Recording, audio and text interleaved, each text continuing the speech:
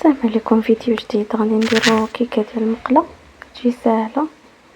كنديرو الزبده في المقله، كنديرو لها كنزيدو 2 معالق ديال سكر سنيده، نخليو حتى كيذوب. كنزيدو عليه معلقه صغيره ديال القرفه، نخلطوه شويه وكنزيدو عليه الطروفه ديال البنان مقطع دوائر ولا بحال هذا الشكل. كنخليوه يتعسل، كنقلبوه من جوج جوايه حتى كيتعسل. انا ما قلبتوش.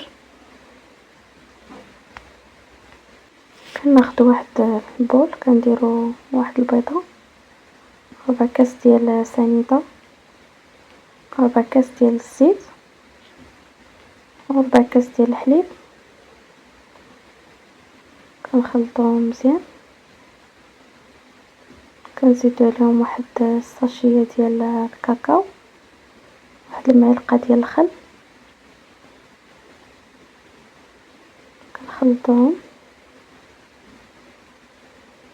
كنزيدو الطحين، تقريبا 110 غرام ديال الطحين.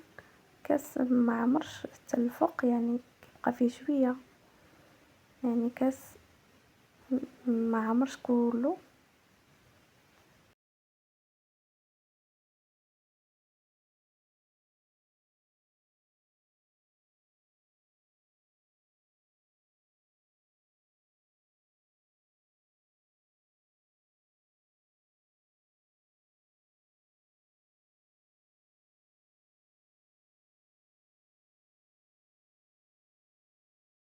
كندير واحد خماره ديال الحلوى 8 غرام.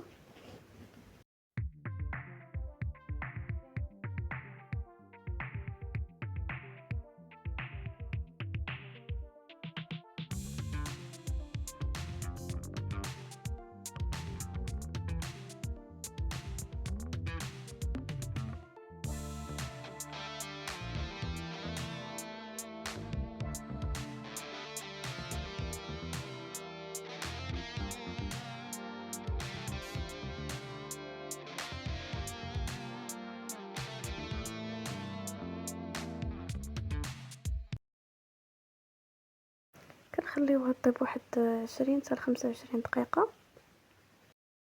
العافيه تكون مهيله بزاف، تكون ناقصه باش طيب على خاطرها. كتجي ساهله وكتجي هشيشه. ممكن تزوقها بالشوكولاط ولا باي حاجه. انا خليتها هكا، كتجي بنينه وهشيشه كتذوب.